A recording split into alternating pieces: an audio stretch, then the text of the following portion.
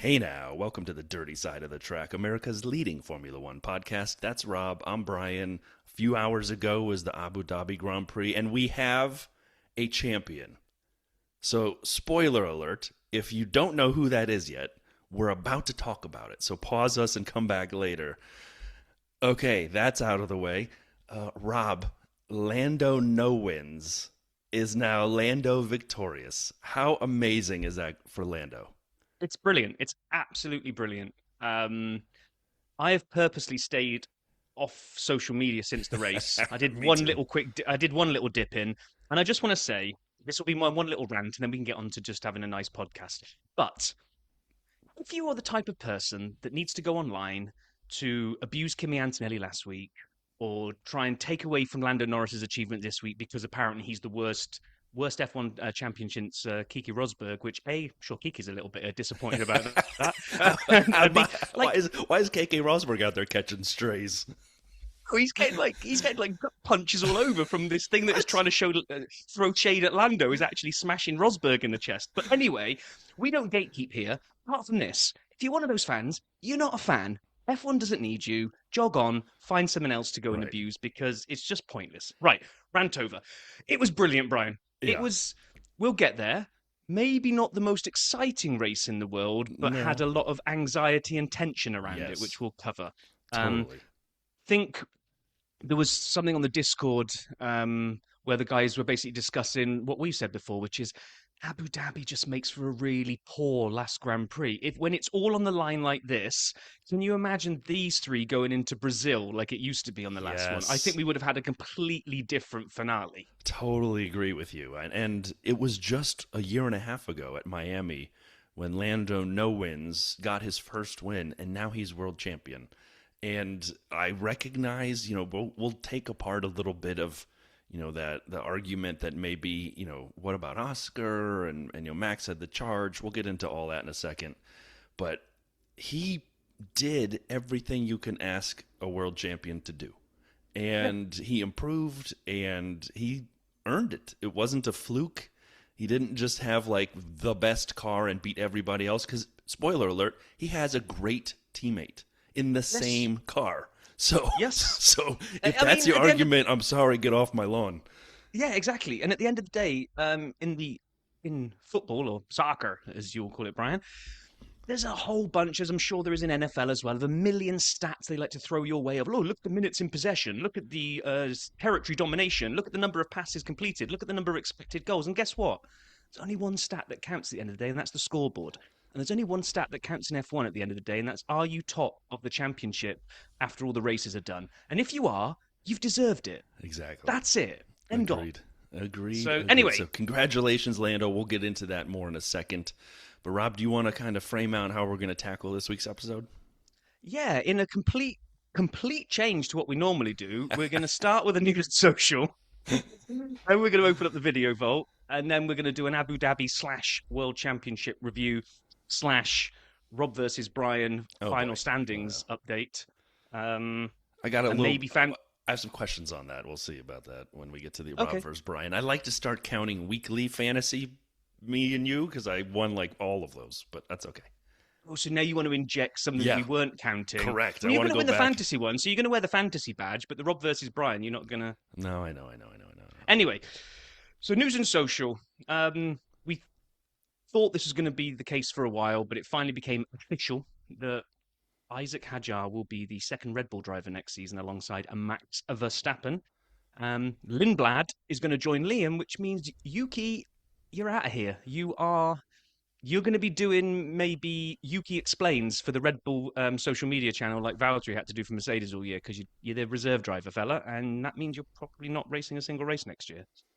Yeah, Uh, that's. I mean, we've. I think I'll speak for you for a second. I think we've both come to appreciate Yuki. Maybe yep. his move today was a little bit crazy.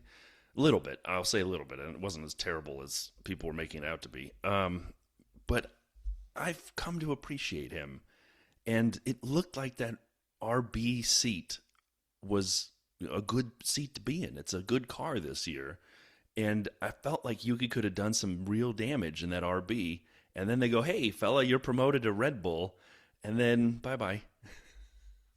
I got my hand up to interject, sir. Here's a little question for you. After, and I don't know if it's related to the change in team principle, but after about the halfway stage, when they started managing to make the car more competitive for Manx, it also seemed to deliver a more drivable car. Because I think, pulling this completely out of my ass, I've not looked at all the results. I think Yuki started to pick up performance towards the end of the season He when the did. car was maybe better balanced and a better. Whereas at the beginning, it was so twitchy and pointy that Max was struggling to extract the maximum from it, but was still delivering results, even if he wasn't winning enough, which ultimately hurt him in the end. And like the second driver was just like nowhere to be seen. So interesting to see. Do you think if Yuki had got that car from the beginning, he would have been I mean, he would have keeping been Red Bull relevant. in a WCC shout? I don't know about that. He would have been relevant more, but I mean, getting into Q3 a couple times in a row and having some decent results in the race that helped. But he still was at the bottom of the points. It wasn't like he was up there. Like Kimi took that Mercedes, with the exception of like maybe this week. But Kimi took that Mercedes and really put it in pretty good places most of the time as the Mercedes second driver. Yuki never really did that, even at the end of the year with the Red Bull. True. So that'd be my That's struggle. Fair. That's fair. Yeah. Toyota will become the title sponsor of Haas next year. Toyota Gazoo Racing, or TGR Haas. However you want to do it, works for me. That's exciting because I think MoneyGram left, and so they obviously had a relationship with Toyota already, and so that's good for the Haas team to have that infusion of Toyota capital. Yeah, and I'm kind of looking forward to hopefully some awesome liveries from a Toyota Haas mix-up. I think good that call. could be, yeah. It could be really good. Speaking of Yuki being the test reserve driver for Red Bull, McLaren has brought on a new test and development role driver in Leonardo, and I never get the name right, Fornaroli? Works for me.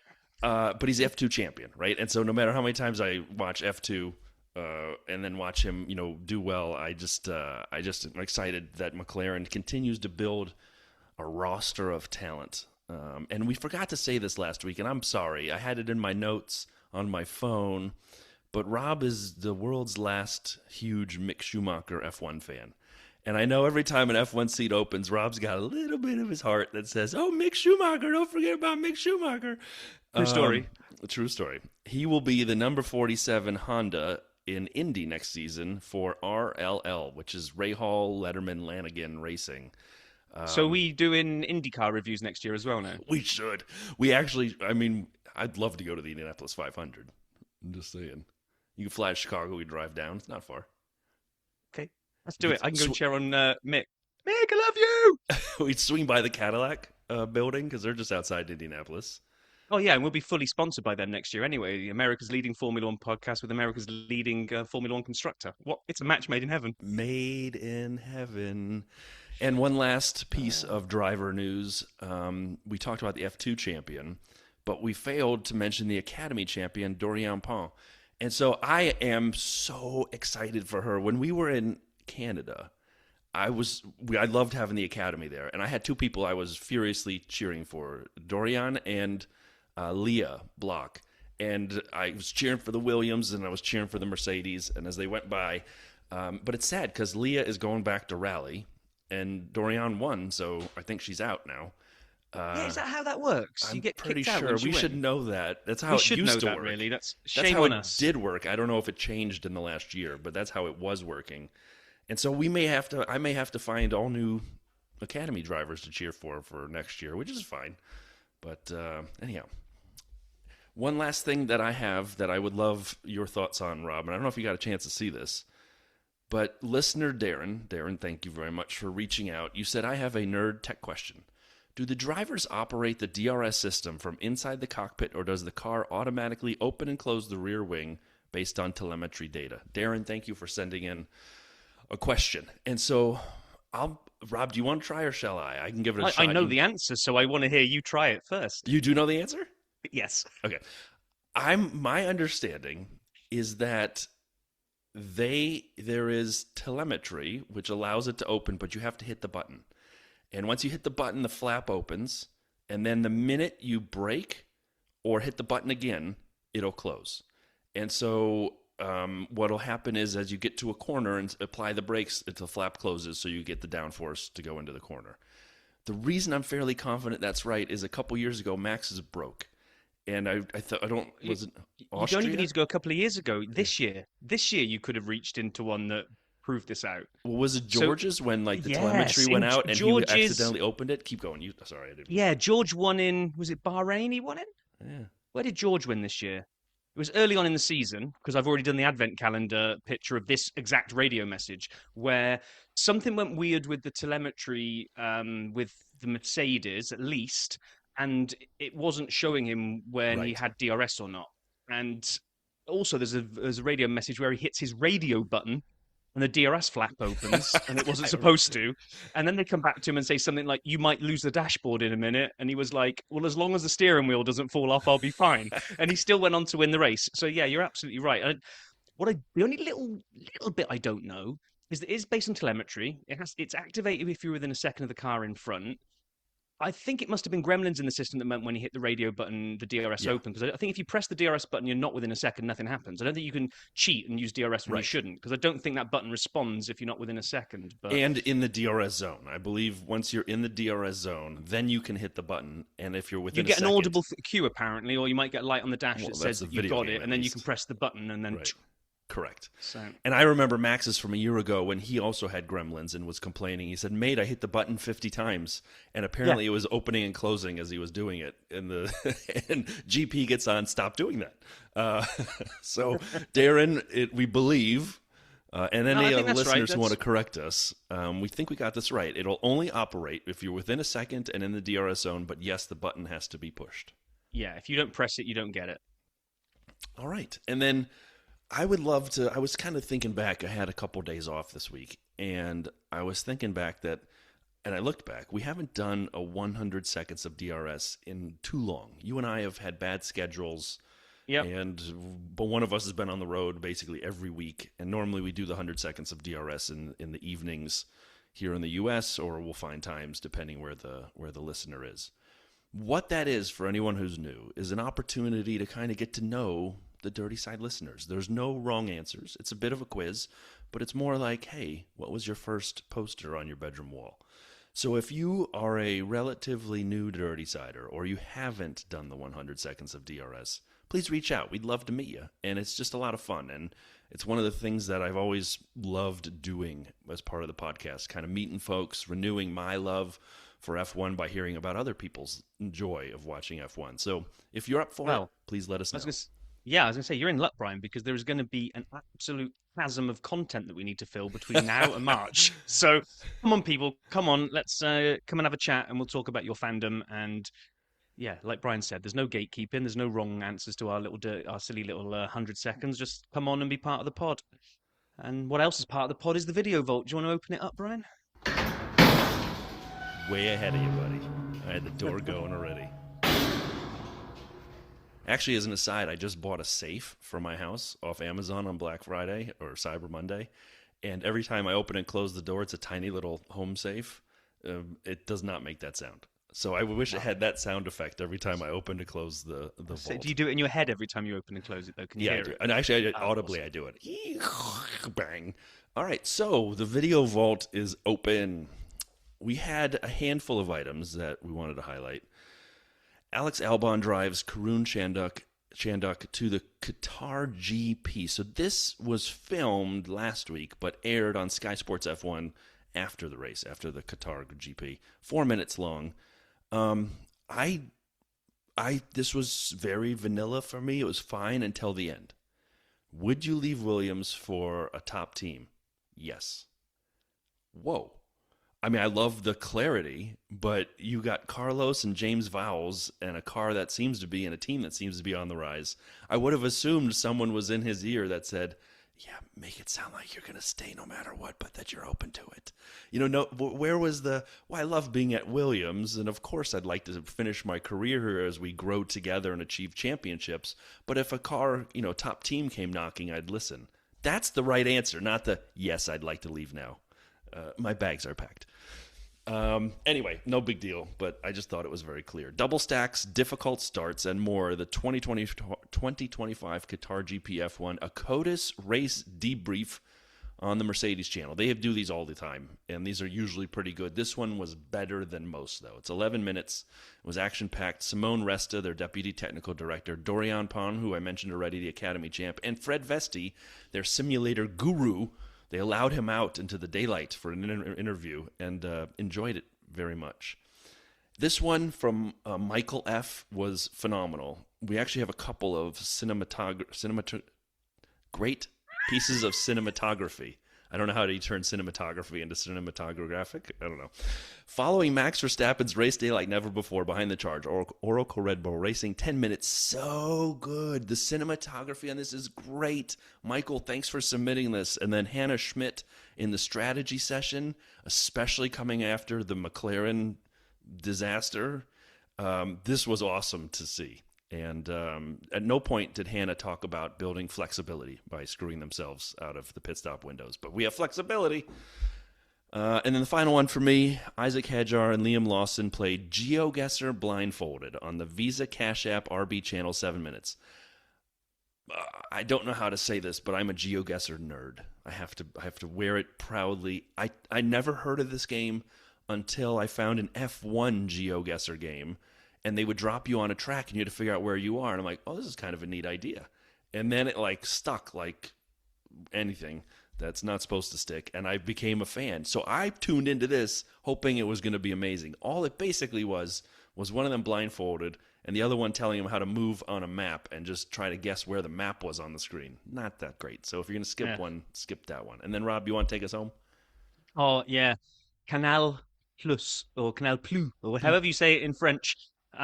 They did a promo video for the title decider in Abu Dhabi, and somebody over there is a huge Star Wars fan because they laid it out as essentially Lando, a bit like Luke Skywalker.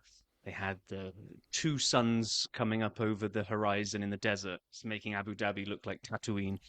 And then they put some on-track action where kind of his car had the X-wing, had the X-wing noise, and then pièce de résistance. Max appears on the scenes to the Darth Vader music and starts chasing down Lando, and his car is making the TIE Fighter sound. It was just, for a Star Wars fan like me and F1, it was just the perfect sort of combo, and it was great. They did another one that I haven't seen yet, which they've dropped another one, and now it's escaping me which film they spoofed. But yeah, well played, Canal Plus. And I think that's the end of the video vault, isn't it, Brian? That it is. Okay.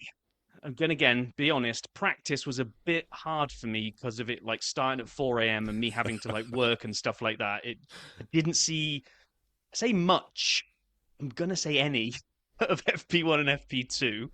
I saw one thing. Did you watch any of FP1 or FP2, Brian? I didn't. I saw one clip I'd like to mention was the two Leclerc brothers. Yeah.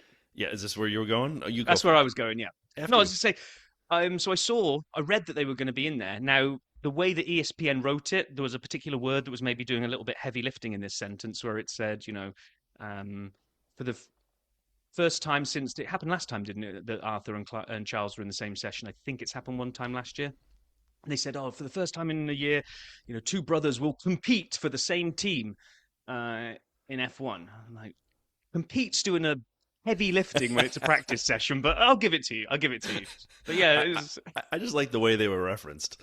So when Charles was behind somebody, they said Big Leclerc behind you. And then when it was Arthur, what did they call him? Junior or Little Leclerc? They had some other name for Arthur that the teams were trying to differentiate between the two. I thought that was great. But that was about all I saw as well. It was 3:30 in the morning practice started. Oh, I took a hard pass, swerved that one.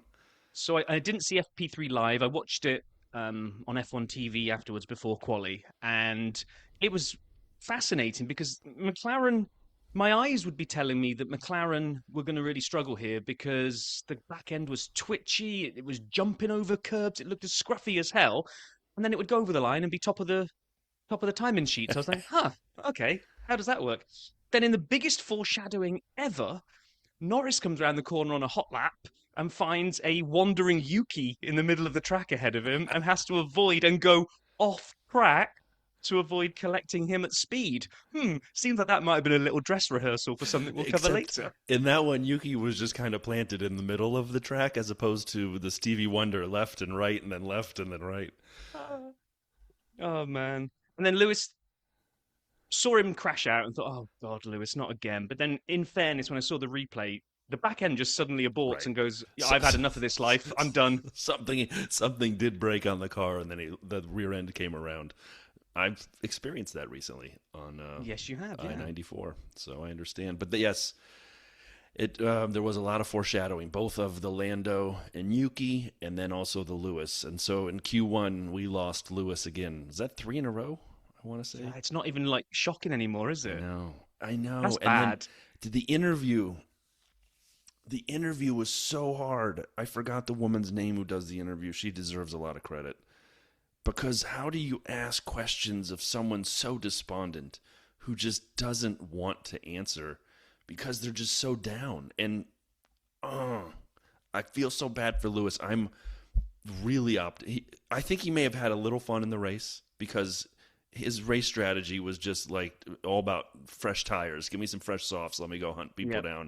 It was fun to watch him do that. I just hope he has a nice break and rejuvenates, comes back to a more competitive Ferrari car that he can drive is my hope, because he's too much of a champion to let this kind of be the end of a career. Yeah. And so I'm I mean, hoping next year is much different.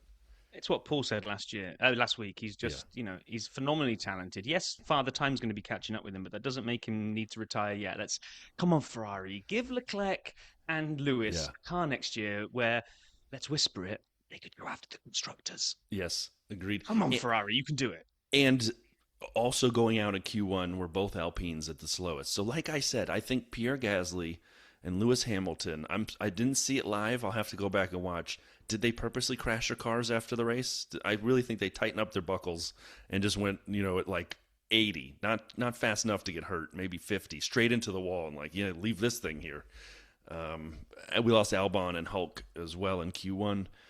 And then confusing with what happened in Q2, we lost Lance, Kimi, Liam, Carlos, and Ollie.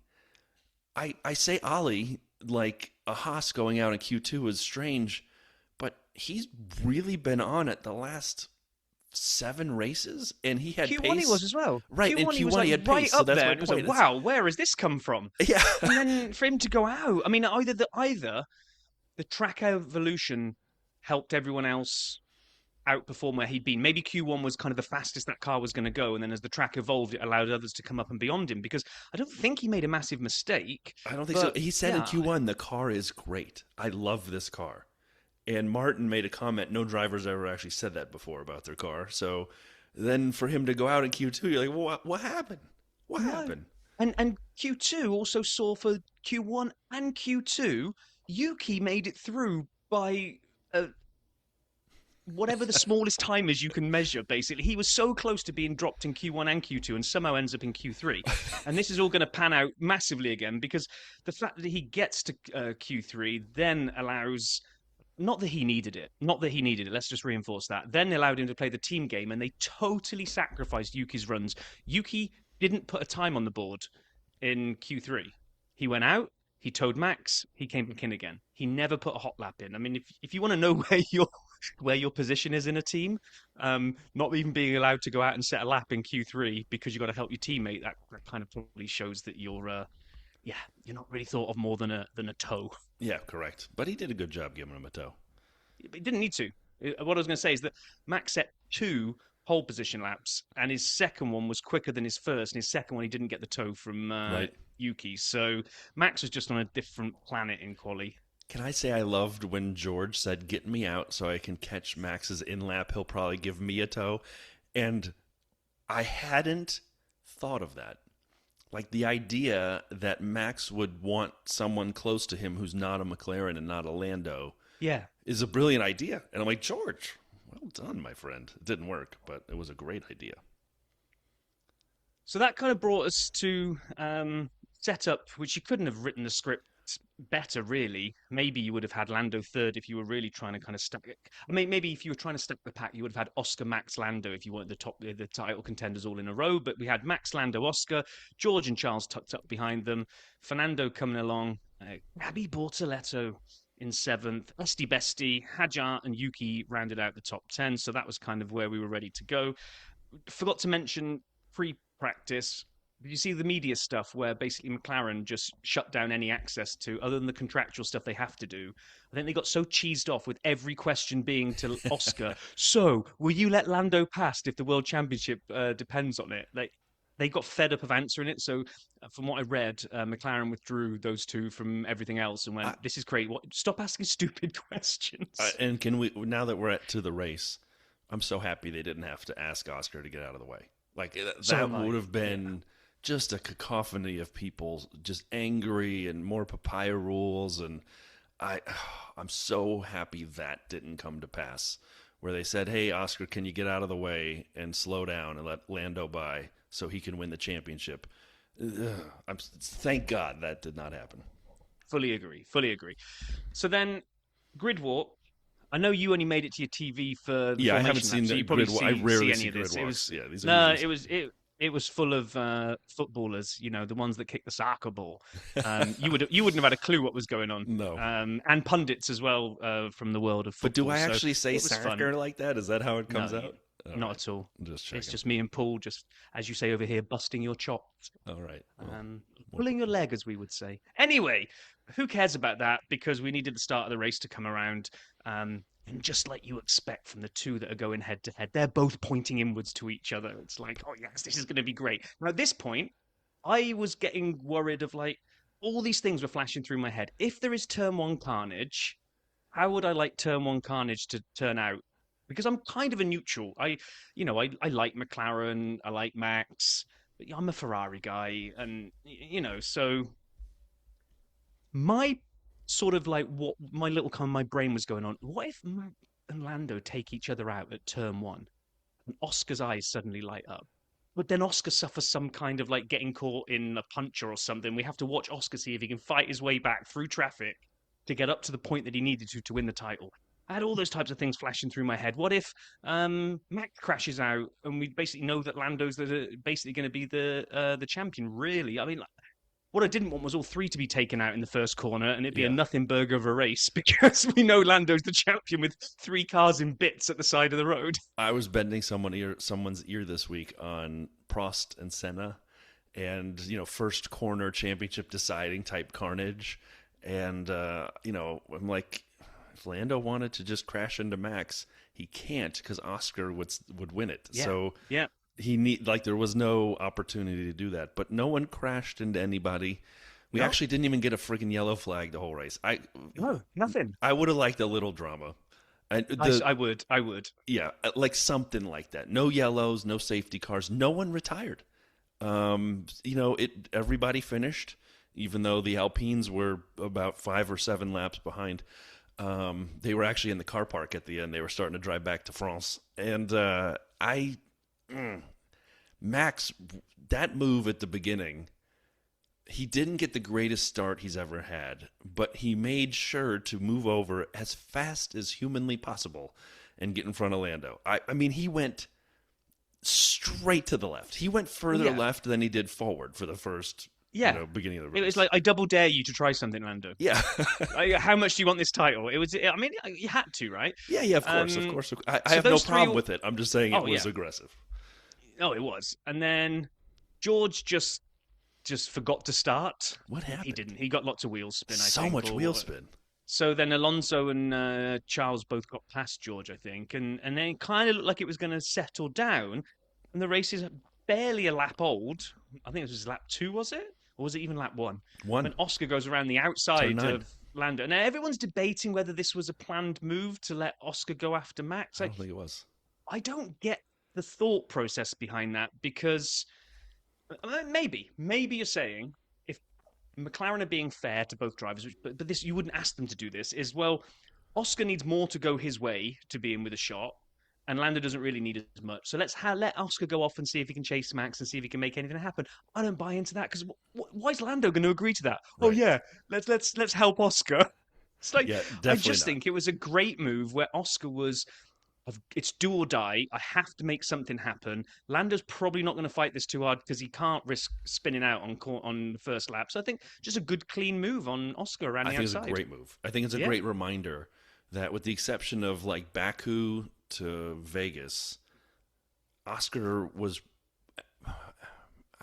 better than Lando at times, most of the I think time. all three. Yeah, I think all three of them have been better than each other at various Exactly. phases And of the season. if Oscar didn't have that big lull in the season where he lost that magic dust completely and wasn't even on podiums for 6 races in a row or something like that, that's his championship, and that's a championship type move. I mean, that's the guy that talented to go around. That's an example on his resume of many of moves he can do. And so, Martin said it during the race. Oscar looks like a guy who will win a championship at some point in his career. I agree as well. I just don't know what happened. He has to go back. He has to go and look.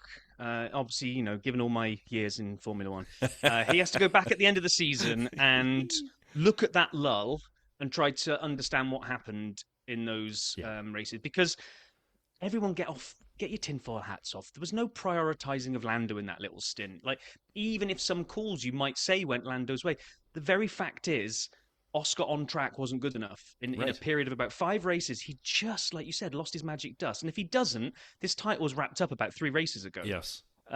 So, yeah, I think he will. I think he'll, take stock of it over the winter and just sort of say, well, what can I improve on? Because look at the huge amount of improvement. Last year, he burnt through his tyres all the time, and they criticised him for having no tyre management. He actively said at the beginning of the season it's something he'd been working on, and that translated into ridiculous number of wins this year and almost being the world champion. So if he's got that ability to look at stuff and learn, who knows? I completely agree. And while we're talking about the 3 battling for the championship and their progression, Lando, I mean, I joked, right? They called him No Wins before Miami. He was Lando No Wins.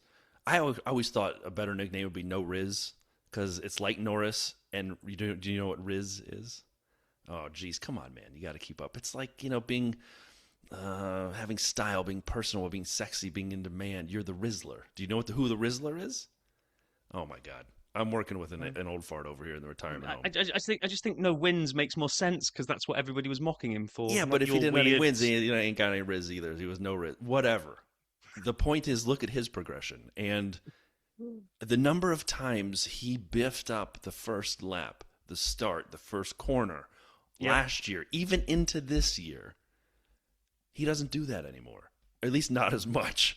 And we don't even comment about it because it doesn't happen. And when he holds the lead or the lead lap, we comment on that because you got Max hunting you down right behind you.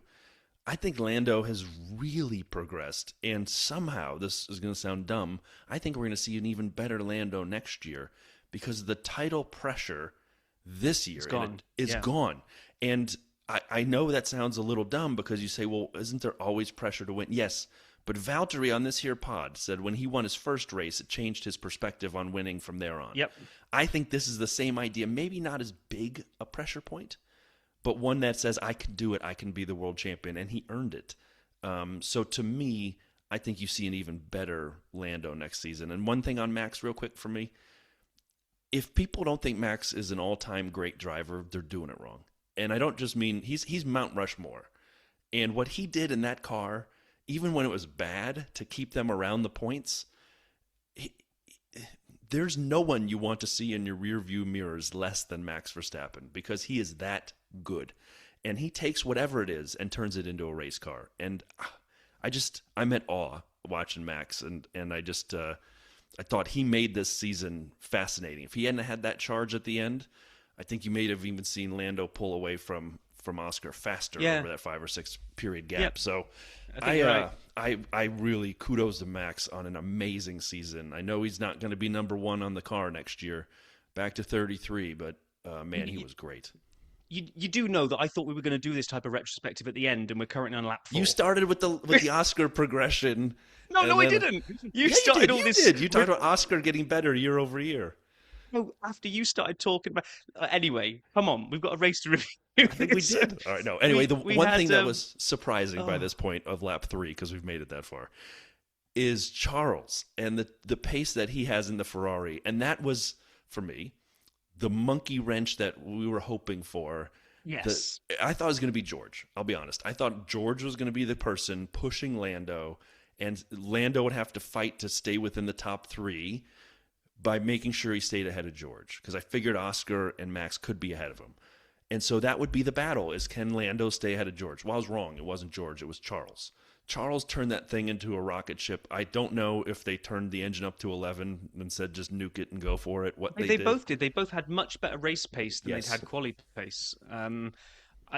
Lewis had to make amends for being so far back, but like we'll get to where he finishes. I mean, that for some bizarre reason that Ferrari just suddenly looked really racy on race day, and it because it hadn't been looking that way all weekend. And I agree with you, because I actually in the midweek predictions I had George finishing second. I had Lando just letting those two disappear off into the distance and bringing it home in third. But McLaren, Mercedes didn't really turn up today. They went the opposite way. They went from a car that looked feisty earlier in the weekend to then one that just didn't really seem to have the race pace. George was in witness protection, I think, for the majority of the race. He finished 5th, and you wouldn't have known it. And Kimi was 15th. Which is basically effectively where he qualified. So, I mean, they really didn't make a dent on the race day. They didn't. So what we basically then had was, like, Charles stayed in Lando's DRS for a number of laps, and it's like, ooh, he's not going to just let you go and take third and sit with your feet up on the dashboard for the rest of the race. He's going to make you earn this. And there's a couple of times where he actually went to put a move on Lando as well. And I was like, oh my gosh, Lando does not want this. He does not want to be, because he's got to defend, but defend in a way that doesn't jeopardize him and Charles coming together, because he's on ultimate jeopardy mode. And it's like, this was the point where I was thinking, where is this going? I was also thinking, I don't even know what's Oscar going to do. Oscar started kind of chipping a little bit into Max, then Max would take it straight back again. It just seemed to hover constantly around the 2 seconds. I was like, I think Oscar knows this is done. He's now got to do some kind of drama rain dance inside his cockpit, because he needs either Max to spin out or a safety car, or because Oscar really had no real path to the World Championship at this point. No. Because Lando's nicely in 3rd or 4th, but he was going to need him to get all the way down, I think, to 7th. I think you needed an Oscar win and a Lando 7th and Verstappen off the podium for Oscar to win it. I mean, stars were not aligning. So it was like, I'm not quite sure where this is going at the moment. Well, and he was on a counter strategy too. He started on hards, everyone else on mediums. I'm assuming McLaren was still working on the idea of him having more flexibility. And so I think they were playing the safety car game. I think 100% they were. We were actually texting go this. as far as they can, right? Yeah. And by the way, as I said last time, I stand by my opinion. If you're a top team, you don't play the safety car game. Your strategy. Now, let me preface that. Normally, you play to win. You build your strategy. You don't bank on a safety car helping you out. However, this was different because they were shooting for the title for Oscar, not for the race win alone. They needed a lot more than that. So they were going, really throwing things at the wall. And I do appreciate that. We'll get to when he boxes a little later, because I was getting a little confused if they'd forgotten about him. But we can get to that in a second. So your favorite thing had to come along almost on lap 10, when Fernando was almost leading that DRS train again. So close. 6th place, just like the last sprint and race at Qatar when Fernando was 6th place. So all that's perfect. And then you look down the board, and we had, I don't think it was all the way to 20, because the Alpines were already about 14 laps behind. So it was like 6th to 18th, with the exception of, was it you? Who was it? Yuki. Yuki ruined your DRS train. 2 seconds away. Otherwise, we would have had another perfect Fernando DRS train. Choo-choo, all aboard. Yeah, that was quite funny when that came up. And then, well, Lando finally dropped Charles at around lap 11. Looked like he was starting to make the delta. We then started, there's a number of things that we'll start putting in the notes as this goes forward. We start kind of like predicting demons. I can't remember if this was me or you that typed this in, that said, could you imagine if Lando's engine lets go now? And my friend Paul texted me the exact same thing about 20 laps later. I go, I just wrote that in the notes.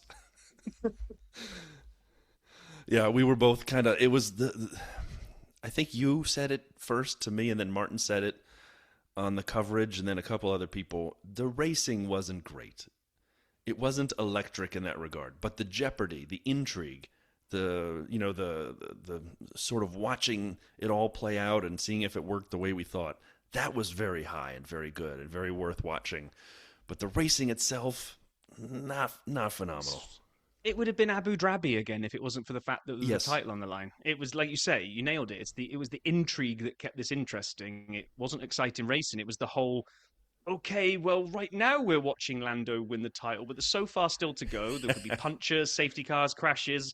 And okay, in hindsight, none of that happened, but you don't know that until the checkered Right. flag waves. So you're kind of Agreed. like, even, I know, I don't want to do a U and jump to the end. I'm going to keep my powder dry there. So, On lap 15, we get George into box, and this is where the strategy starts to take place. And Bernie Collins, by the way, nailed almost all of this. she was brilliant. She was Yeah. so good. I mean, she is always good, but she was a fortune teller this week. And so the question is, are they going to undercut Charles here? And will that cause a domino of pit stops? And it did. And so we start watching. Then Chuck comes in, but then he stays out and then comes in on 17. Sorry, 17. Lando and Charles both come in. And they get put back out 9th and 10th behind Kimi in traffic. And at this point, I'm a little curious about Lando having to get through the traffic because we had just seen Liam get a 5-second penalty for driving erratically with Ollie. So people are out there Latifiing it up in a title decider, and now Lando has to get through traffic. And we haven't seen Max box and we haven't seen Oscar box, but we've had George, Charles, and Lando go. So we start watching, all right, what will happen? And in 18, Lando gets Kimi. Kimi fights it back a little bit, but Lando closes the door on him. Carlos, he passed Carlos so fast they didn't even get it on TV. They had to show it like as afterwards. I know Carlos and Lando are friends, but that felt like a friendly move. Like I mean, Carlos knows he's not fighting with Lando for position, so you naturally don't fight. But I mean, he really didn't fight. And then Lance is next, and I'm freaking out over here. Lance Stroll had a chance to Canadian it up like Latifi, like his Canadian brother Latifi, and just bin the whole thing down the drain. And instead, Lando goes, you know what? I'm going to get Lance and Liam. He got the two riskiest guys to pass on the same move. I thought that was phenomenal. And Liam, kudos to him, he didn't get his elbows out. He also knew, I'm not fighting with this guy. And so It was a bit of a late lunge to take both of them, and I was Agreed. starting to worry he was running out of road to make it happen. But I'm going to say, Lando gets criticised a lot for not being able to overtake people, apparently. I'm saying there's 2 laps in here that really helped make him world champion, because he doesn't clear that traffic well, and he sits behind those... What's 4 cars, right? So in the space of 2 laps, he's taken Kimi, Carlos, Lando, and Stroll. So 4 spots Lance he's made up. Lance and Liam. Irrespective if he's not trying to, the race isn't against him. They're still not just going to just completely move out there. It's not a blue flag situation. Let's put it that way. Yeah. So he sits there for too long. Later on in the race, Charles is going to be even closer to him, and other drivers might be closer to him as well. It was so important that he cleared those. I don't think enough was made of that on the commentary. They sort of just dismissed it. Oh, yeah, he's rocket ship past 4 cars, whatever. No, Lando gets criticised for sitting in traffic. He just sliced and diced his way through. But, the next piece, after clearing 4 cars, the 5th car needed to put him back to where he was before he had pitted was one Yuki Tsunoda. Oh, man. That's so lap 20, like you say, Yuki's up next. And you're totally right, by the way. Can I echo your comment? Not enough being made about passing 4 cars in 2 laps on a track where overtakes aren't easy to do. I would like to say before we get to the Yuki Lando thing, Charles on lap 20 takes Lance and Liam as well in a double move. And I go, how often do you see the same 2 cars get overtaken in a double move? Wait, George just did it too. 3 guys took the same 2 guys in double moves. Like, what? Is there a glitch in the Matrix? What is happening? That Lance and Liam are joined at the hip. They can't get in a second away from each other, but they both get taken at every corner. I mean, it was wild. Then Liam boxed. It was. At the end. And I wrote in the notes, or you did actually, this one was you, please don't do anything stupid, Yuki. We can't take any more Abu Dhabi controversy. This is before it happened. I made a joke on a chat with Rob Reed, a friend of the show, and Vale here and myself. I said this yesterday. Yuki's new reserve driver Red Bull contract includes a bonus for taking out Lando in the race. Yeah, you Verbatim, did, a text I wrote. And as this is coming up, I'm thinking, well, I'm assuming Yuki will play it cool and try to do like Checo did last year, where you slow down under the hotel and there's no passing, so you just slow down a little bit and you back them up, and then you got to deploy your battery on the straight and try to stay ahead or get them back afterwards if you get DRS. No, Yuki said, no, maximum pain. I'm making it happen all right now. It's just for people to understand. When Lando came up behind Yuki, the rules say you're not allowed to move twice. And in fairness to Yuki, he didn't. Nope. He did 4 times. 4 times. I'm trying to work out, do they think there was a loophole in the rules? I wonder if the rules are so explicitly saying you can't move twice. 2 moves. So I'll just move 4 times instead. Because he went right. He went right to cover him off. He came left. He went right again, and then he fully went left. Where Lando was thinking, well, surely he's not going to come back. Okay, he's done 3 moves now. You're not allowed to do 2, so he's done 3. Surely he's not coming back for a 4th. I'll go down the left-hand side of him. And Yuka's like, I'm coming back, isn't she lovely? And the best part is, I mean, they're on the... So he's pushing him towards where the apex of the corner is about to be. So there's no racing line that Yuki's taking at this point. And so going that hard left all the way to the end of the track, to the side of the track. And yes, did Lando go off? He did. Did he pass him off the track? Yes. Because you can't apply the brakes at that point when you're being pushed off like that. You're going to crash. I mean, like literally, you finish the move and you hope you don't have dusty tires and pull an Antonelli like last week and go off. You're on your own. I thought it was over the line. Yuki didn't himself go off the track, and he didn't hit him directly. I mean, we've seen Max do that this season with George. We've seen people do silly things in battle, namely Lance and Liam, who were buddies together this week. So yeah, I thought it was a poor move. I thought it was a bad attempt at defense, in my opinion. Not like I know a lot, but also out of character for Yuki too. It was really. And the way that they'd been enticing him a little bit, Red Bull on the team radio on the way up. He's coming. Charles is only 1.4 behind. I think they put the pressure on him and he kind of buckled a little bit, because he's got to save his seat next. Oh no, hang on a minute. No, yeah. Then Max pits and Yuki sees Charles coming up behind him and stopped his car, got out, put a red carpet down, waved him through the priority pass lane, and then got back in his car and carried on. Oh, Charles was flying even without the red carpet priority pass lane. He was moving. George was falling backwards. George does get Yuki as well, and then the penalties come out. 5 seconds for Yuki for weaving, and for whatever the technical term was. No further action taken for Lando. And at this point of the race, all of the Lando haters are going to social media. This is not fair. The standards say you can't overtake by going off the track. Oh, he had no other choice. He couldn't back out by the time Yuki went full left.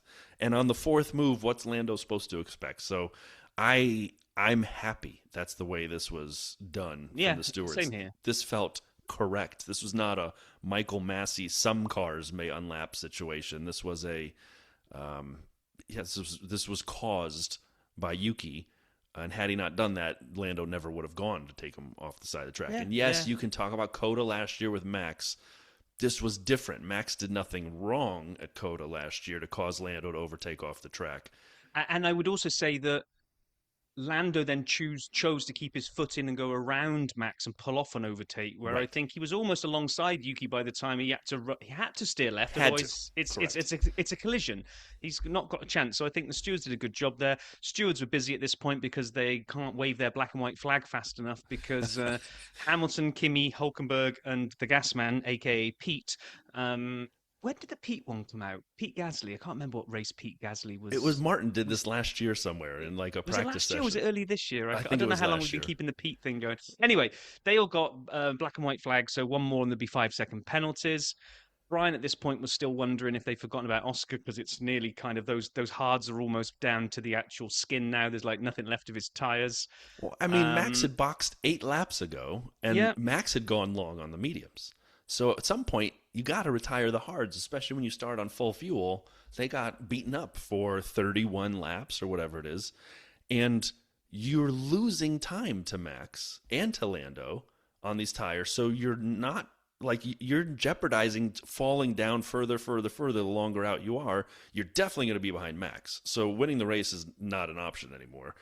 And you're going to be, will you be ahead of Lando even when you come out if you wait too much longer? And this is where my thought process went at this point is now McLaren is splitting the strategy on Oscar, as in you're not going to beat Max, Right. but just beating Max isn't going to give you the title anyway. Even if you go and chase him down now and you manage to overtake him, you needed him to finish way more down the pecking order than that. So I think they set Oscar up here for go long. You'll come out behind Max. If something happens to Max and he gets an engine failure, well, guess what? Now you're in the box seat. And if it doesn't, you're our backup plan for if we need to get Lando into the top three. I honestly think once the first round of pits had all shaken out, that they knew really in McLaren whether this was an Oscar or a Lando title fight. Things were just not panning out the way Oscar needed. So I think he was maneuvered into well, you've kind of got both angles covered here. Yeah. If Max's engine lets go, then kind of it's game on and we've put you in second position, so off you go. And if it didn't, then he was in the back pocket should Charles chase You're Lando totally down. right. It was they'd seen the inevitable, and Oscar wasn't winning the title by this point, and so I think you're right. And then same for later, and I'll jump a tiny bit ahead. Same for later with Max. He built a pit stop lead, which then was eroded by Oscar, and that was fascinating to watch too, because there was a little window where Max could have boxed to, like, say, soft tires, come out just ahead of Oscar. And if he'd wanted to, because he didn't give up time, he boxed, he got a benefit from that. But now he's back into the hunt, if you will, into the tight, it's a race. If he creates a race, he could back Oscar up, hypothetically, into Lando and see if Charles can take Lando. Possibly. I mean, it's a lot to ask. You're trying to create a backwards DRS train to some extent, and I don't think that would ever work, and that's why they didn't do it. But when Oscar got into Max's pit window, then that was off the table anyway. Yeah. Okay. So let's just hit that one. I thought Red Bull would have tried everything possible under their power to win the title for Max, and not just hope for force majeure to come in and just force Lando to retire for some random reason, right? They were cheering for Charles basically for a while. Yeah. But Charles was at this point like 4.5 seconds and he wasn't catching him. So I honestly thought they were going to pit Max for softs, because now he's going to be on brand new softs with not many laps left. No one's really going to challenge him for the win. If anybody gets a bit spicy on him, he can just put his foot down and disappear. So I actually expected them to bring him out on softs, take advantage of that, and then just back the train up and see what happens. If nothing happens, he's in no worse position than he was. But yeah, it was a bit strange. They had 6 laps to figure it out. So I'm looking at the notes. 42 is when Oscar boxed. It's a 58-lap race. 42 is when he pitted. And it was 48, the note I wrote, when Oscar got 20 seconds behind Max. And it's a 21-second pit stop. Yep. And the pit lane window for the free stop was gone. And so 6 laps. Red Bull had 6 laps to decide if they wanted to do that, maybe even 5 by the time they got under 21. And yeah, at this point, they had a 6-lap window to try to manufacture, and I like your point, something on their racket, something we do to win the title, versus hoping Charles, somehow figures out the Ferrari's better than it actually is, or George comes alive on low fuel, medium tires or something. So, yeah, they didn't do it. And you know what? I was kind of all right with that. Like, it would have been, I wouldn't have enjoyed watching Max slow down in the lead to try to get people to battle for third and fourth. You know what I mean? Like, that wouldn't have been fun for me to watch. I want cars to go fast to win, like Monaco. You know how much I hated the Monaco farce. Yeah, but this would have been. This is completely different, because this is like a needs-must moment. This is the driver's title on the line. Yeah, versus a race. I know. I just kind of feel that Red Bull didn't seize. If we're beating up McLaren last week for not pulling the cars in at the safety car, then I kind of feel we've got to be fair and kind of say, I'm not sure Red Bull got that right either, because they gave up the chance of them influencing anything and left it just praying to the gods that something would happen, which isn't very Red Bull-like. Well, they did ask Yuki to try something out, and that didn't really work. So, I mean, basically, we're kind of almost at the end here, really. We, Aside from that, Crofty was on the payroll of Red Bull, trying to induce the commentator's curse. Because from about lap 53, with 5 laps left, he's reading out the accolades for Lando winning his debut thing. it, Martin even tries to stop him and says, "Look, you're trying to bring a commentator's curse on," and Crofty keeps going. He doubles down on no words that we can say can influence the amount of times that things are going to go around in the engine and blah blah blah. There's nothing we can say that's going to cause anything to go wrong. I'm like, Crofty, Flando's engine lets go right now. You do know you're going to have to go into witness protection for a very long time. I mean, I couldn't believe what I was oh, hearing. yeah, I agree with you on that. He was really pulling at the heartstrings as well. In 5 laps time, Lando's mother will be crying. Let's show the mother. And then the championship is starting already. I'm like, dude, calm down. Just let the race finish. What we really haven't talked about are 2 separate times they showed Lewis off and on, off and on. And we waited too long because at this point he's in Ocon's DRS for like the rest of the race. But Lewis had passed so many people and he'd boxed a couple times, so he had to repass so many people. And the Ferrari looked good on the softs, and then it looked like he was having fun on the mediums. And it was like, I don't know, it was, if the race gave Lewis a little bit of fun after the last, I don't know, 7 or 8 races, like I'm happy he got that. I'm happy he got a chance to have a car that had race pace and he had a chance to pass people. But yeah, no yellow flags, no VSCs, no retirements. Just kind of watching to make sure that Lando could come home third, and he did. And he really wasn't challenged after that Charles and his DRS and then the Yuki situation. No, I agree. It was tense because it was like Willy won'ty, but unless the gods interfered, there really was nothing that was going to happen other than um, the checker flag coming out, Max winning the race, and Lando being crowned world champion. There's someone else that we need to. I just had to refresh the image that we had in the notes, by the way, because I took it pretty soon after the race finished, but I didn't notice Nico Hulkenberg overtook a gazillion cars in the latter stages of the race. Not that we saw anything, and he finished ninth. Pretty nice. Finished ninth. Now, when I first took the image, I must have taken it to the BBC Sport, had got it there, and they got him finishing outside the points. I don't think were the time penalties applied to people, maybe, or Maybe I don't Behrman? know. But anyway, Because Behrman was running at one point. We had double Haas points, and Behrman's 12th. yeah. So I think maybe I must have screen grabbed it before the Yeah, time penalties because I there were think it some was time just penalties Ollie thrown because around. I But think a lot of them paid their penalties at the pits.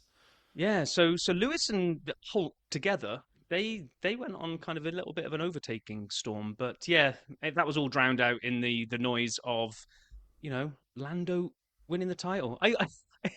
He obviously isn't too impressed with crying on camera. No, You he see when I'm yeah. such a loser, and then they were, well, you look like a winner to us. Yeah, exactly. I did catch that. He wasn't thrilled with that. He kept his helmet on for a while because he was balling under there. Oh, I I would mean, be as well. my eyes got a little wet. I was so excited for Lando and watching this happen and the weight of it all. He a deserving champion. He had a Yep. great season. It's not as though someone else did something that gave him the title. He earned it, and so I'm excited for him. And yeah, that like I said, I really do believe next year we'll see an even better Lando if that's possible. Now we also don't know what cars we're going to see, and they said that in the cool down room. I don't know if you caught that. The cool down Yeah. couch. It's like a Oscar was like, sunken glad I living don't room. have to drive that again. I'm like, dude, you had a pretty good car that delivered Yeah, you 7 wins. I mean, that's a bit weird to be trashing the McLaren like that. But right. obviously, the drivers like Lewis, none of them seem to like this ground effect No, type of car. I guess they all grew up karting and through all the various series that don't have it. They've all driven Formula One cars that didn't have it. And for whatever reason, I mean, Max agreed as well. I'm like, yeah. but you had a dominant car. Like, The seriously, come on. RB19 was one of the most dominant cars ever made Yeah, in a but maybe race. there's something in the feeling that they drive that I don't know. But I don't either, but it'll be fascinating to see what we have next year. so, final standings. And I called this a while back, actually, not the Lando Norris title. So, Lando Norris, 423 points. But I did say to you, I wonder if Max can pip Oscar for second. Well, he did. 421, Oscar on 410, George Russell, country mile back on 319, Charles on 242, Lewis on 156. Kimmy, 7th. That's not bad, actually. Not bad at 150 all. points. Good point haul there. Alex Albon and Carlos Sainz, 8th and 9th. The Williams boys in there, 73 and 64. Fernando on 56 to take the top 10. Nico 51 and level with Isaac Hadjar 51. Now, I think that must be countback that puts Hadjar, because they both got podiums, so I guess it'll be some other metric. Anyway, Hadjar 12th. Behrman 13th, Liam Lawson 14th, Esty Bestie 15th, Lance Stroll 16th, Yuki 17th, Gasman 18th, Bortoletto 19th, and last of the point-scoring drivers. For in 20th and 21st, we have Colapinto and Jack Doohan with 0 points. First off, do you remember when there were 8 races left and Fernando and Lance were like 1 point apart? And I said, there's no way in the world Fernando will finish. You were right. I said, I will get a tattoo if Lance finishes ahead of Fernando. And it wasn't even close. 56 points for Fernando, 33 for Lance. So Fernando closed strong in that car. I love just like Albon did not finish the season strong. He had a lot of sort of weak races. He still finished 8th. Great job by Alex. And Carlos was catching fire at the end, obviously with the podium and the other things. 64 points. I agree. This is fascinating. I really thought this was a great season. That Alpine, though, looks just so bad. I can't believe Pierre got 22 points. I'm still shocked by that. I know. So talking to the teams then, so we knew McLaren have topped it out, 833, Mercedes 469, Red Bull 451, Max's late form actually got them within touching distance of maybe taking second. Ferrari down in 4th, 398, and then avoid Williams all by themselves in 5th and 137, Racing Bulls 92, Aston Martin 89, Haas 79, Sauber 70, and Gasman 22. I owe some people some money. Paul G, I bet you $5 Charles would be ahead of Oscar at the end, and then the same with the midfield pod guys. So I'd like to formally apologize to Patrick and Dan. I think I owe Dan $5 because it was Patrick and I took Charles, Rob and Dan took Oscar. So I will make sure that I figure out how to pay my $5 into that, because boy was I wrong on that. And then before we hear our final update from Pitlane Paul, let's close out the other title that was on the line, the Rob versus Brian. So in the Abu Dhabi Casino Games, roulette was 7th spot, which was Ocon. Neither of us got that. I had Isaac, you had Charles. 3-card poker, second week run-in. Neither of us got anything. I had Oscar, George, Kimmy. Nope. You had Liam, Yuki, Alex. Nope. None of those were touching each other. But then you took the final blackjack hand. You had George and Kimmy. You got 10 points to my Carlos and Fernando, which gave me 8, which meant casino games-wise, we ended 21 apiece. Which, by the way, is blackjack. I know, which is very bizarre. In overall predictions, you had Max, Lando, Oscar this week. I had Max, George, Lando. Because of that, I got 2 of them in exactly the right spot. You got all 3 of them right, but you got Lando and Oscar in the wrong order. You were almost like 1 car away from the golden podium. That meant that finished 67-77 to me for the predictions. Man. Sorry. In the constructors, when we put them all out from 1 to 10, we had a lot the same, but the big ticket item for you was getting... It was the Williams one. You got it much closer than I had, which means you won that 84-81 in the overall constructors, which add them all together. Rob versus Brian for the season. Brian 172, Rob 179. And even if we give you 5 points for winning fantasy over me, then 5. How about we give me 7? No, I think 5 feels. 1 point. It's only one thing that you beat me on, but for a season's of work, it should be race by race. 24 then points on offer. Maybe we change that for change it for next year. Change that for next year, right? I see it as a bit like the constructors versus the drivers. Fantasy is like the constructors, and you won it, and I won the drivers with the head-to-head. Do we need to do King of the Pits in the pits for one last time? Yeah, we do, because that will feed into next week's when we do our end of season awards. We've got to award the overall King of Pits and Pits. So all right, let's do that quickly. And either way, Paul. King of the Pits will do first. You're the king of the pit.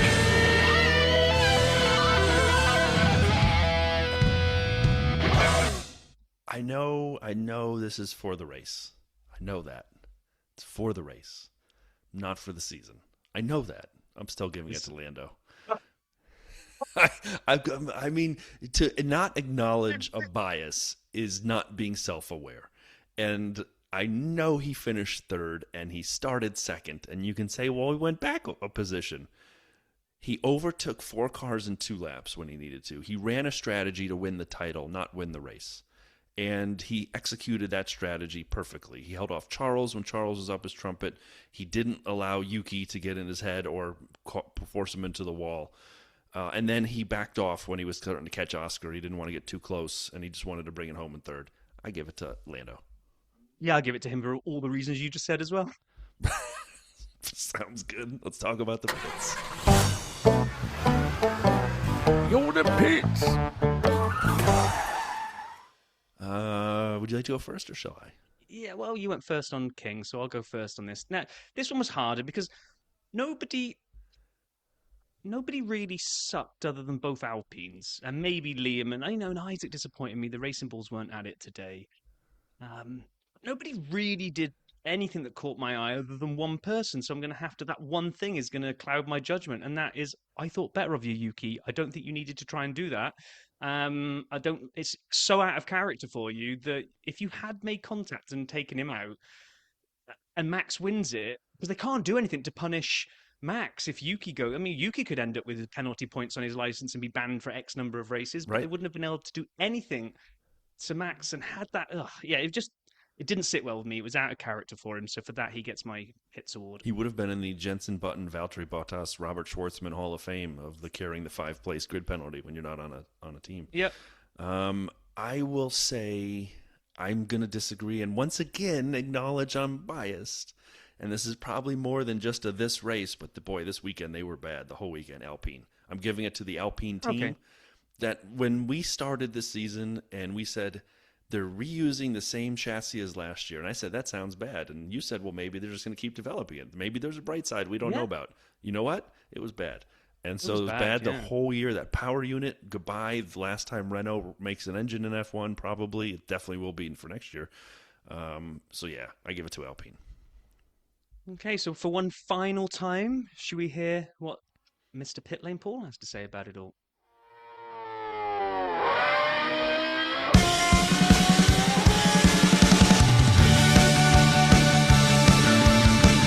He's Mr. Pitside. All right, one last report from Paul. Here we go. Hey now, you're listening to the dirty side of the track. That was the final song from Abu Dhabi. Lando, world champion. He deserves it. No complaints. Absolutely fantastic. Yeah, I don't really know. I mean, if I gotta be, I would. On the one hand, I like what Max did, I think. But I would have thought I would have thought, back the pack up a little bit. Maybe box when he was that far ahead, put some softer tyres on. Yeah, it's easy said and done. I mean, I like it was fair. I like it was easy. But deep down, and when all said and done, I think really he could have probably... I think he maybe could have made things easier for himself. Or, I don't know, give himself a chance of winning the championship. So... a little bit surprised there wasn't more at the end, more of an attempt to win it, rather than not win it. But then I think, with all the drama we've seen, I don't know, would that have been a nice thing or a bad thing? It didn't happen, so it doesn't matter. The race itself wasn't overly entertaining as such. I think we were all waiting for, someone to pull the pin and something to happen, and the fact that it didn't was a little bit of a anticlimax, maybe. But... yeah, look, it's what it is. It's still good. It's still good to see. I am happy for Lando. I'm gutted for Oscar. I'm less gutted for Max just because he was so far back and he came from nowhere. I think when Oscar's led for so long, it must be a more hard feeling. But amazing scenes at the end with them all. It felt like a nice championship this year. And I will say this: we've seen enough bad championships and enough bad stuff, and I think. Maybe there's a little bit of that with Max also, whereas he just wanted to be a clean scrap. So, listen, absolutely fantastic, fair play, absolutely brilliant. Delighted. That's it.